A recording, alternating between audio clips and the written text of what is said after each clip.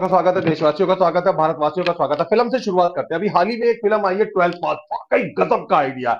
दिल्ली के IAS exam के ऊपर आधारित है फिल्म। 12th से ही शुरू हुई है। 12th में बच्चे क्या करते हैं, उसके बाद आगे कैरियर में क्या कर सकते हैं। हकीकत में 11 12 वाले बच्चों के ऊपर कंसंट्रेशन है। आज हम मौजूद हैं दिल्ली के रोहिणी क्षेत्र में, जहां के सबसे बेहतर, उत्तम, सर्वोत्तम, सर्वश्रेष्ठ एक इंस्टीट्यूट में है, श्री बालाजी क्लासेस के अंदर में। यहाँ पर बच्चों को 11 12 के बच्चों को पढ़ाई कराई जाती है। ये विकास जैन सर है जो इस इंस्टीट्यूट को संचालित करते हैं। पहले इंग्लिश से बात करते हैं। विकास जी, क्या विशेषता है आपके इंस्टीट्यूट की? यहाँ तो ढेर सारे इंस्टीट्यूट है दिल्ली वगैरह में तो। सर, हमारी जो स्पेशलाइजेशन है वो अकाउंट्स एंड इकोनॉमिक्स 11 12 क्लासेस में है, जहाँ पे हम अपने स्टूडेंट्स को कॉन्सेप्ट बेस्ड क्लासेस करवाते हैं। जस्ट एक सिलेबस कंप्लीट करवाना या फिर बच्चों की क्लासेस पूरी करना, ये हमारा मोटिव नहीं है। हमारा मोटिव है कि कोई भी स्टूडेंट मेरे पास आता है अगर पढ़ने के लिए, तो उन बच्चों को उनके कैरियर के हिसाब से इस तरीके से पढ़ाया जाए जैसे हम अपने बच्चे के लिए सोचते हैं, खुद के बच्चे के लिए सोचते हैं। अगर मैं अपने चाइल्ड के लिए कोई चीज सोच रहा हूँ तो आई एम 100% श्योर कि मैं उसके लिए गलत नहीं सोचूंगा। तो अगर मैं इन बच्चों को अपना बच्चा मान के पढ़ाऊंगा तो डेफिनेटली मैं इनको दुनिया की बेस्ट स्टडी दूंगा, और खुद पढ़ा रहा हूं तो डेफिनेटली उसमें कोई कमी नहीं छोड़ूंगा। फिर वहां पे टाइम लिमिट, ये सारी चीजें बहुत दूर चली जाती हैं। मेरे लिए ये नहीं है कि बच्चों को 1 घंटे की क्लास देनी है, मेरे लिए ये है कि बच्चों का रिजल्ट चाहिए मुझे। बच्चों को आगे कैरियर में जाके कोई प्रॉब्लम नहीं आनी चाहिए, इनको कुछ ऐसा फील नहीं होना चाहिए कि हमने कुछ मिस किया है। 11th एंड 12th स्टैंडर्ड में जो भी बच्चों का सिलेबस रहता है, उस सिलेबस से हटके कुछ ऐसी चीजें जो लाइफ में काम आती हैं, हम वो भी कवर करते हैं रिलेटेड टू सब्जेक्ट्स। ऐसा नहीं है कि इधर उधर की चीजें। हम मार्केटिंग के अंदर थोड़ा सा कम जाते हैं, बट हम पढ़ाने के ऊपर डेफिनेटली बहुत अच्छा फोकस करते हैं। तो आप लोग आए हो, बच्चे आपके सामने हैं। हम बोले कुछ बेटर है कि बच्चे हमारे बारे। मुस्कान हमारे सामने बैठी हुई है। दो चीजों में ये ऋतिक रोशन और शाहरुख खान से बढ़िया 98% लेकर आई, वो भी नहीं लेकर कौन सी क्लास में पढ़ती हो? कॉलेज में। अच्छा, वेरी गुड। 12th के बारे में बताओ, क्या रिजल्ट रहा था तुम्हारा? 12th में 95% आए थे। बहुत बढ़िया, बहुत ही अच्छा, बहुत अच्छा। तो, तुम ये बालाजी श्री बालाजी क्लासेस में, इस इंस्टीट्यूट में पढ़ी, कैसा अनुभव रहा तुम्हारा? बहुत बढ़िया था सर। कॉन्सेप्चुअल क्लैरिटी पे ज्यादा ध्यान देते हैं। ये नहीं कि सर बस पढ़ा के छोड़ देंगे कि मार्क्स लाने हैं वही बस। सर एकदम हमें दिन के किसी भी टाइम पे बुलाते थे, पूरे अवेलेबल रहते थे हमारे लिए कभी भी डाउट्स लेने के लिए। और हमें पढ़ाने के साथ साथ बहुत ज्यादा मोटिवेट भी करते थे कि तुम्हें और पढ़ना चाहिए। हमें स्ट्रेस से मतलब हमें स्ट्रेस को कैसे संभालना चाहिए बोर्ड से रिलेटेड पूरा बहुत ध्यान दिया सर ने, और उन्हीं कारण इतने अच्छे मार्क्स आ पाए हैं। Thank you. क्या नाम है? कावेरी। बच्चे कावेरी को इंट्रोड्यूस करवाता हुआ मुझे वाकई बड़ा अच्छा लग रहा है। फिलहाल ये लड़की 3rd ईयर में है, लेकिन कई सालों से ये इस इंस्टीट्यूट से, श्री बालाजी क्लासेस से जुड़ी रही। और अपने समय में जब इसने 12th पास करी थी, अपना समय के, इस बच्ची का ही समय, अभी थोड़ा समय पहले इसने जब करी थी, तो 97 के आसपास में अलग अलग सब्जेक्ट के अंदर लेकर आई थी कावेरी। 2 साल हो गए तुम इस इंस्टीट्यूट से जुड़े हुए। कैसा इंस्टीट्यूट, कैसा अनुभव रहा तुम्हारा? कैसा लगा तुम्हें यहाँ पर? सर बहुत ही अच्छा था। मतलब सर एक तो पढ़ाते इतना अच्छा थे, Good. स्टार्टिंग से एकदम कंसेप्चुअल क्लैरिटी पे बहुत फोकस बहुत करते थे। बढ़िया।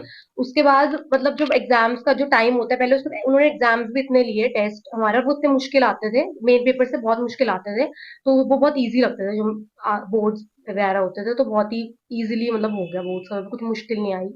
और मतलब मैंने कब ऐसे सर का जो वे था पढ़ाने का बहुत डिफरेंट था। मैंने कभी भी और भी ट्रायल्स लिए थे और जगह पे भी, सर के जैसा कभी भी मेरे को लगा नहीं कि कोई पढ़ा सकता है। तो इसकी वजह से 2 साल से मैं 11th में ही थी, फिर 12th में मैंने सर से ही ली क्लासेस। Good, thank you. क्या नाम है?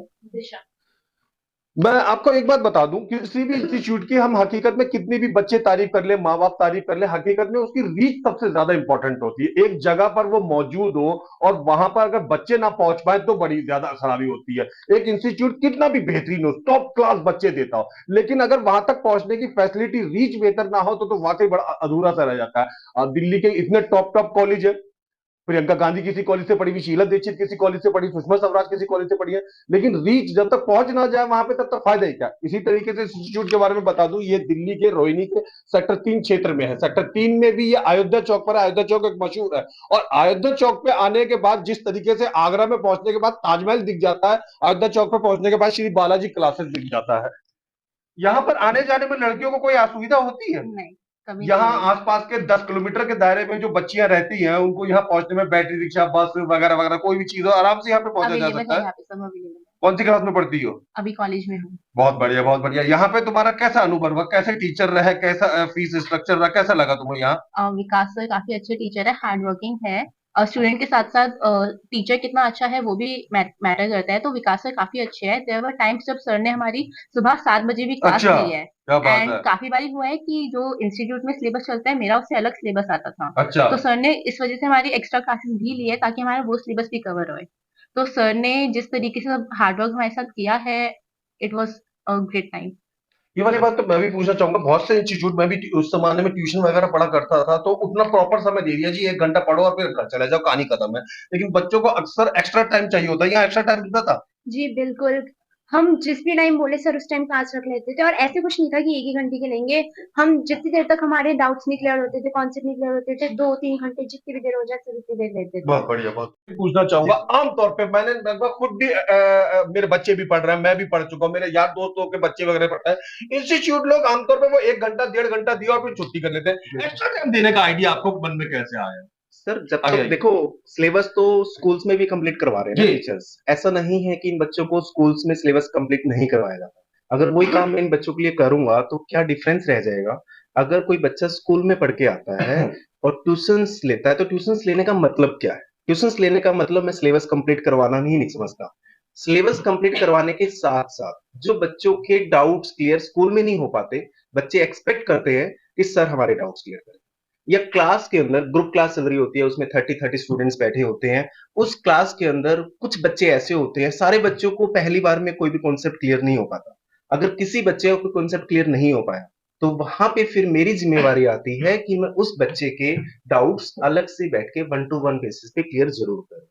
मेरा इतना ही काम नहीं है कि मैंने ट्यूशंस बच्चे की क्लास में ही देनी है। ये भावना मुझे अच्छी लगी। 1-to-1 बेसिस पे जब तक हम बच्चों के साथ उनके डाउट्स क्लियर नहीं कर पाएंगे तो बच्चों का पर्पज यहाँ पे पूरा नहीं हो पाएगा। और 100 आउट ऑफ 100 या 90 प्लस मार्क्स लाने के लिए किसी भी बच्चे को एक्स्ट्रा स्टडी करनी पड़ेगी। वो एक्स्ट्रा स्टडी करेंगे घर पे तो हो सकता है घर पे बैठ के उनके डाउट्स क्लियर ना हो पाए। मेरा क्या है कि मैं कोशिश करता हूँ कि बच्चे मेरे साथ बैठ के डाउट क्लियर करें, मेरे साथ बैठ के प्रैक्टिस करें। अगर कोई बच्चा मेरे साथ बैठ के प्रैक्टिस कर रहा है, अगर उसको कोई डाउट्स आता है तो मेरे से ऑन द स्पॉट पूछ सकता है वो सारी चीजें। और उसके कारण उसका मोटिवेशन इतना हाई लेवल पे चला जाता है कि आने वाले टाइम में जब आफ्टर 12th बच्चा सीए करता है, सीएस करता है या कोई प्रोफेशनल और कोर्सेज करता है तो उसका रिजल्ट उसको फील होता है कि हमने 11th-12th में किस लेवल की स्टडी करी है। मेरा ये मानना है कि हम मार्क्स के लिए क्यों पढ़े। मार्क्स हमारे 60 आए, 70 आए, 80 आए, मुझे फर्क नहीं पड़ता। मुझे फर्क पड़ता है कि हमारा लेवल ऑफ नॉलेज किस बहुत बढ़िया, किस्म का सच में बहुत बढ़िया वाली बात करी। वो आमिर खान की वाकई फिल्म याद आ गई कि नॉलेज जरूरी है। ताली बजाओ भाई। नॉलेज होनी चाहिए। क्योंकि इन बच्चों को चाहे बिजनेस करना हो, चाहे ये बच्चे किसी मल्टीनेशनल कंपनीज के अंदर जॉब करें, काम क्या आएगा? ये अपनी मार्क लिस्ट को कभी भी ओपन करके नहीं देखेंगे और ना ही कंपनियां देखेंगी। ओनली पेपर वर्क के लिए फाइल बन जाती है और रिकॉर्ड रूम में रखी जाती है। काम क्या आएगा? काम आएगा इनकी नॉलेज। इनका लेवल ऑफ नॉलेज क्या है उस कर पाएंगे, उसके बेस पे इनका कैरियर डेवलप हो पाएगा। अच्छा, तो मेरा मकसद क्या है कि मैं जो भी बच्चे को पढ़ाऊं उस बच्चे की लेवल ऑफ नॉलेज बहुत जबरदस्त होना चाहिए। नॉलेज में वो कहीं भी किसी के सामने भी मार ना खा पाए, उस बेस पे मैं काम करता हूं। मैं सिर्फ सिलेबस कंप्लीट कराने पे भरोसा नहीं करता। अच्छा, एक सवाल मेरा स्टडी मटेरियल से जुड़ा हुआ है। आमतौर पे कुछ बच्चे अपने वही स्कूल की किताबों और उसी से तैयारी करते हैं, कुछ इंस्टीट्यूट स्टडी मटेरियल देते हैं ताकि बच्चे उतनी प्रॉपर तैयारी कर सके, ज्यादा वाला। उस पर आप क्या फोकस रखते हैं? देखो सर, स्टडी मटेरियल पे हमारा क्या है, फ्रेंकली स्पीकिंग, मैं कभी मार्केटिंग पे विश्वास नहीं करता। अच्छा। कि मैं इनको बढ़िया बढ़िया सुंदर बना के नोट्स दूं। कागज दूं, हाँ, मेरा मकसद है कि जो क्वेश्चंस मैं दूं, जी। अकाउंट्स के अंदर प्रैक्टिकल क्वेश्चंस बड़े मायने रखते हैं। अच्छा। वो क्वेश्चंस रियल लाइफ से जुड़े होने चाहिए। मैं एक छोटा सा एग्जांपल आपको देता हूँ। जी। कि आजकल आपने देखा होगा मार्केट के अंदर आप कोई चीज खरीदते हैं तो पेटीएम से बहुत पेमेंट होती है। ऐसा नहीं है कि मैं पेटीएम की प्रमोशन कर रहा हूँ, बट पेटीएम भी यूज करता हूँ। आप भी करते हैं। हर कोई करता है पेटीएम से पेमेंट। तो उसकी जर्नल एंट्री, उसकी अकाउंटिंग कैसे होगी, ये हमारे सिलेबस में नहीं है।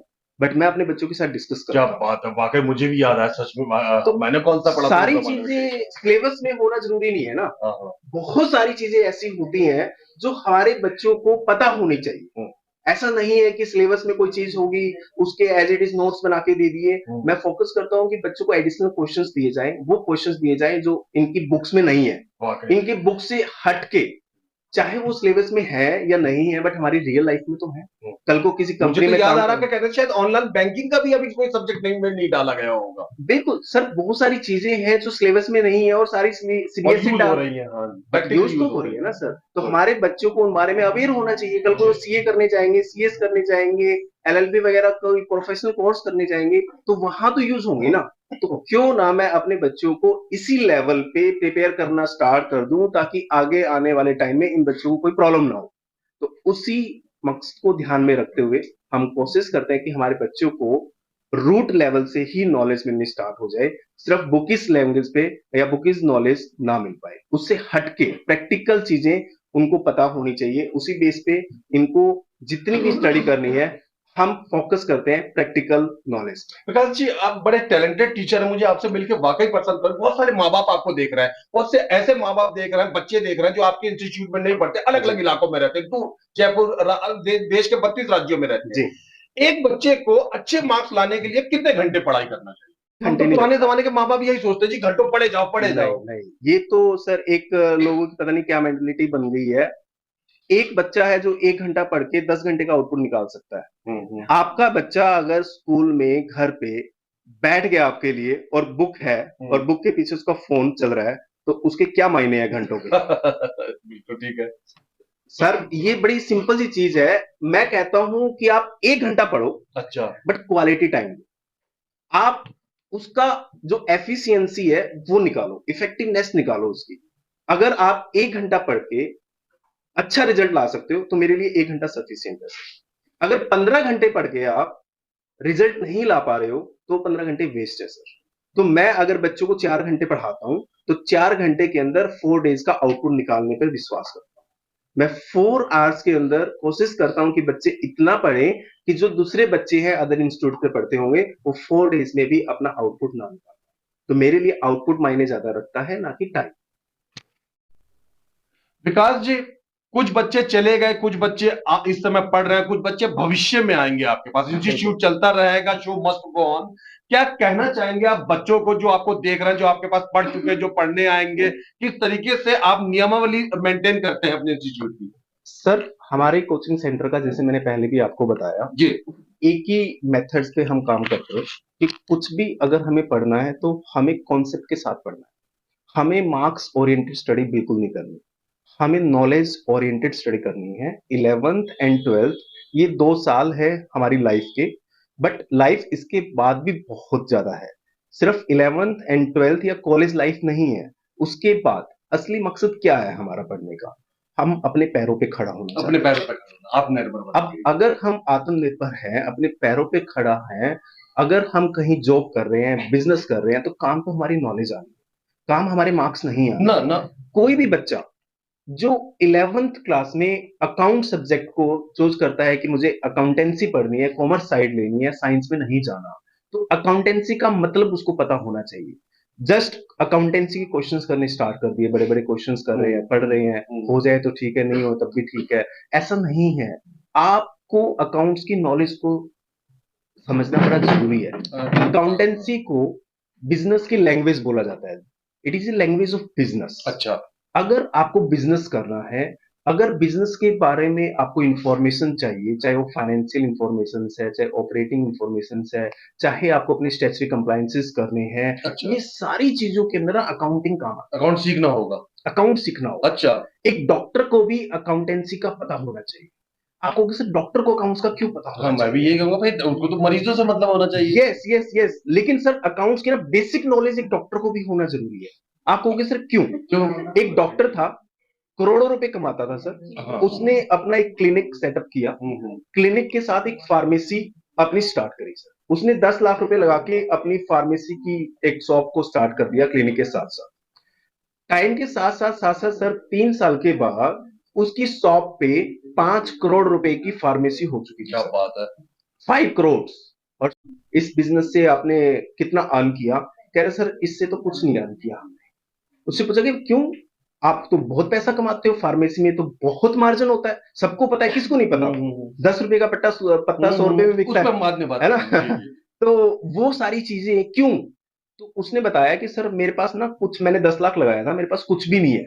जब उससे पूछा गया क्वेश्चंस कि आपके पास स्टॉक कितना है, उसने बोला सर इतने करोड़ रुपए का स्टॉक। तो ये कैसे हुआ जी? क्या आपने और पैसा बिजनेस के अंदर इन्वेस्ट किया? कह रहा नहीं जी, दोबारा तो कोई पैसा इन्वेस्ट नहीं किया। तो वो पैसा कहां से आया? वो पैसा बिजनेस का प्रॉफिट है जो उसने बिजनेस में री इन्वेस्ट कर दिया। अब जब तक बच्चे को, जब तक किसी पर्सन को प्रॉफिट का मतलब नहीं पता, तो वो कैसे जानेगा कि बिजनेस को आगे इन बढ़ाना दिल्ली में जो इतने बड़े बड़े हॉस्पिटल है देश भर में, अपोलो, मैक्स, जयपुर गोल्डन, इन सब का एक तरीके से इकोनॉमिक्स मेंटेन बना हुआ है। बिल्कुल बिल्कुल सर, हर देखो हर बिजनेसमैन को एक यानी अकाउंटेंट अंबानी, की, टाटा, बिरला तक को भी जो है वो सबके इकोनॉमिक्स पास की भाषा अकाउंट। सीखनी पड़ती है। सर अंबानी एक अच्छा अकाउंटेंट भी है, उसको फाइनेंस की नॉलेज है, तभी इतना बड़ा बिजनेस उसको कर तो पा रहा है ना।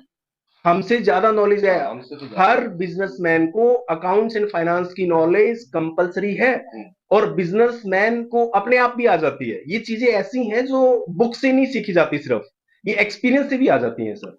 लेकिन हमारे बच्चों को अगर ये चीज स्टार्टिंग से ही सिखा दी जाए कि बेटा अकाउंट्स को हमें सिर्फ रट्टा मार के नहीं पढ़ना, अकाउंटेंसी एक तरह से बिजनेस की लैंग्वेज है। अगर आप आगे जाके बिजनेस करोगे तो अकाउंट्स की नॉलेज बड़ी काम आएगी आपके। तो बच्चों को उस लेवल की सेंस होनी चाहिए। और बच्चों को कहां से पता लगेगा सर? अब बच्चों ने तो 11th क्लास में, मैं 11th क्लास को ना जनरली बोलता हूँ कि 11th क्लास बच्चों के लिए एक नर्सरी क्लास है। मैं क्यों कहता हूँ नर्सरी क्लास है? नर्सरी क्लास में जब बच्चा आता है तो उसके माथे पे तो लिखा नहीं होता फोरहेड पे कि ये बच्चा इंटेलिजेंट है, वीक है क्या नहीं है। 10th क्लास तक आपका बच्चा किसी भी लेवल पे है। 11th क्लास में आपका बच्चा सर 95 क्रॉस कर सकता है। अच्छा, बस उसके अंदर वो लेवल ऑफ नॉलेज हमें डालनी है। हमें मार्क्स के ऊपर काम नहीं करना, हमें उसके रूट पे काम करना है, हमें उसके कॉन्सेप्ट पे काम करना है। अगर बच्चा कॉन्सेप्ट पे काम करेगा डेफिनेटली सर 95 प्लस लाएगा ही लाएगा। क्यों नहीं आएंगे मार्क्स? मार्क्स सर अपने आप आते हैं अगर आपके पास नॉलेज है। तो आपके पास नॉलेज का होना बड़ा जरूरी है। अगर आपका बच्चा 10th क्लास में वीक है तो 11th, बहुत सारे एग्जांपल्स हैं जिनके 10th क्लास तक बड़े कम मार्क्स आते थे, बट 11th क्लास में इन्होंने अपने स्कूल को टॉप किया, अपनी क्लास को टॉप किया। कैसे किया सर? ये इसी कारण किया क्योंकि मैंने उस चीज के ऊपर वर्क किया। मैं खुद से 10th क्लास तक बड़ा एक वीक स्टूडेंट था। अच्छा। जनरली टीचर अपने बारे में कुछ नहीं बताएंगे। लगता है मास्टर जी मैं का आपको देंगे। मैं आपको अपना फैक्ट बता रहा हूँ। 10th क्लास तक मैं अपनी क्लास में सबसे पीछे बैठता था और ये सोचता था कि यार कभी सर हमसे कुछ क्वेश्चंस ना कर ले छुप के। अगर ऐसे देख भी लेते थे तो हम गर्दन नीचे कर लेते थे कि ताकि उनको दिखे ना हम। लेकिन 11th क्लास में जैसे ही हम आए और अकाउंटेंसी सब्जेक्ट हमें मिला पढ़ने के लिए, पता नहीं अपने आप अंदर से एक ऐसी भावना आई, इतना अच्छा लगा हमें सब्जेक्ट। उस सब्जेक्ट को मैंने अपनी लाइफ बना लिया। उसके बाद मैंने हर चीज छोड़ दी। इस सब्जेक्ट के अंदर उस दिन का दिन है और आज का दिन है कि मैं जिस लेवल पे काम कर रहा हूं अकाउंटेंसी के अंदर, बहुत सारे ऑर्गेनाइजेशन है, बड़ी बड़ी कंपनियां हैं, बड़े बड़े हॉस्पिटल्स हैं, जिसको हम इन चीजों के ऊपर गाइड भी करते हैं। Not only for students, students को तो हम उस लेवल का बना ही रहे हैं कि आफ्टर कैरियर, आफ्टर इनके जो ग्रेजुएशन है या कोई प्रोफेशनल कोर्स है, जब ये किसी कंपनी को ज्वाइन करेंगे तो इनको पता होना चाहिए कि अकाउंटेंसी क्या है। जो दूसरे बच्चे नहीं पढ़ के आते, दूसरे बच्चे तो मार्क्स लेके आते हैं बस, दूसरे बच्चे तो अपने कोर्स को कंप्लीट करके आते हैं, हमारे बच्चे नॉलेज लेके जाते हैं। और आगे आने वाले टाइम में मुझे ऐसा लगता है कि जो भी ये करेंगे इनके काम नॉलेज आएगी सर, इनके मार्क्स काम नहीं आएंगे, इनकी बुकिस नॉलेज काम नहीं आएगी, इनकी मार्क लिस्ट काम नहीं आएगी। उस चीज पे सर हम काम करते हैं। बहुत बढ़िया, बहुत बहुत अच्छा। Thank you. दर्शकों, आपने ये सुंदर सुंदर, भोले भोले, प्यारे प्यारे बच्चों की, लेकिन प्रतिभाशाली बच्चों की बातें सुनी। अगर आप भी अपने बच्चे को एक प्रतिभाशाली हो ना, स्टूडेंट स्टूडेंट बनाना चाहते हैं, अगर आप भी चाहते हैं, तो रोहिणी सेक्टर 3 के बालाजी क्लासेस इंस्टीट्यूट में आप एक बार विजिट जरूर करें। हम आपसे बिल्कुल भी ये नहीं कह रहे, ना ये हमारा काम है कि आप अपने बच्चे को इस इंस्टीट्यूट में पढ़ाएं। आप अपने बच्चे को कहां पढ़ाएं ये आपका फैसला, लेकिन विजिट करने में आप कुतुब मीनार भी जाते हैं, आप सिनेमा देखने जाते हैं, आप शॉपिंग मॉल में जाते हैं, आप यूं ही किसी रिश्तेदार को देखने अम्बेडकर हॉस्पिटल जाते हैं, तो जाहिर सी बात है आपको एक बार बालाजी क्लासेस इंस्टीट्यूट में भी विजिट करना चाहिए। विजिट करके आप देखिए, अगर आपको लगता है बेहतर है, तो अगर आप 11 12 के बच्चों के माँ बाप है तो एक बार जरूर विजिट करें। देखते रहिए, दिखाते रहिए ताजा खबर। धन्यवाद, थैंक यू बच्चों, परसेंटेज लेकर आए। बहुत अच्छा था, सर भी खुश थे। हाँ एकेडमिक सेशन में सर ने पूरे ईयर पूरा ध्यान दिया है हर एक, तो अच्छा था। ठीक। कोई भी इंस्टीट्यूट हो, वो एक ऋतिक रोशन की फिल्म है, वो भी इंस्टीट्यूट चलाता है और बच्चों को जो है ना वो अव्वल दर्जे पे ले आता है। कोई भी इंस्टीट्यूट है, टीचर की बड़ी महत्वपूर्ण भूमिका होती है। यहाँ पे टीचर का नेचर कैसा था? अच्छा था। मतलब कोऑपरेटिव थे बच्चों हाँ, के बहुत लिए? बढ़िया। बहुत बढ़िया, बहुत। यहाँ पर आए आमतौर पे इंस्टीट्यूटों में ये शिकायतें आती हैं कि जो है वो शुरू में 3 महीने तो ठीक ठाक पढ़ाते हैं और बाद में थोड़े स्लो स्पीड में हो जाते हैं। यहाँ तुम्हें कुछ ऐसा महसूस हुआ? सच बताना। क्या नाम है आपका? टीचर कौन सी क्लास में पढ़ते हो? 12 कर लिया या आप करने जा रहे हो? हैं? फाइनल होंगे। अच्छा अच्छा। यहाँ पे टीचर बेहतर ढंग से पढ़ाते हुए महसूस हुए? बहुत बढ़िया। ये बच्चा यहाँ पे शुरू से ही पढ़ता हुआ आया हुआ। बालाजी क्लासेस में आके क्या लगा? मतलब जैसे अन्य इंस्टीट्यूट होते हैं कभी कभी लापरवाही बरत जाते हैं पढ़ाने में, यहाँ कोई लापरवाही टाइप की चीज महसूस हुई? एक्चुअली यहाँ पे ज्वाइन करने से पहले काफी जगह ट्रायल लिया था। अच्छा। वो सेटिस्फेक्शन मिली नहीं जो यहाँ पे मिली। एक्चुअली मेजोरिटी ऑफ दी जो इंस्टीट्यूट्स होते हैं वो सिलेबस कवर करवाने के पीछे जल्दी जल्दी सिलेबस कवर हो जाए, 2 बार रिवीजन हो जाए, 3 बार रिवीजन हो जाए। बट सर का यही फोकस था कि जो कॉन्सेप्ट है जल्दी क्लियर हो जाए और अच्छे से जो दिमाग में चल जाए कॉन्सेप्ट, इसको सीख लीजिए। से ज्यादा बेहतर है। एक ये अपने शरीर का भी ख्याल रखता है और अपने दिमाग का भी ख्याल रखता है। दिमाग की वजह से पढ़ाई में अव्वल और होशियार है। कैसा महसूस हुआ जब तुम इस स्टूडेंट इस इंस्टीट्यूट में आए, यहाँ बच्चों के बीच में, टीचर के बीच में बैठे, पढ़ाई में कैसा फर्क महसूस किया? बहुत बढ़िया महसूस। अच्छा पढ़ाते हैं? सच्ची में अच्छा पढ़ाते हैं या मेरा दिल रखने के लिए बोल रहा हूँ? नहीं, बहुत मैं तुम्हें फिल्म का टिकट नहीं दूंगा अगर तुमने मेरा दिल रखने के लिए भी सोचा। नहीं, बहुत अच्छा पढ़ाते हैं। अच्छा, और क्या नाम है, सब्जेक्ट की तैयारी ठीक तरीके से करवाते हैं? हाँ जी, बिल्कुल। तुम यहाँ पे 11th से हो या 12th से हो? मैं 12th में आया था। अच्छा अच्छा। तो पढ़ाई यहाँ पे जो कराते थे उसमें तुम्हारे कोई संतुष्टि थी? तुम्हारे साथ में जो जुड़े हुए और स्टूडेंट दोस्त थे तो वो भी सब ठीक ठाक? सब संतुष्ट थे। बहुत बढ़िया, बहुत बढ़िया।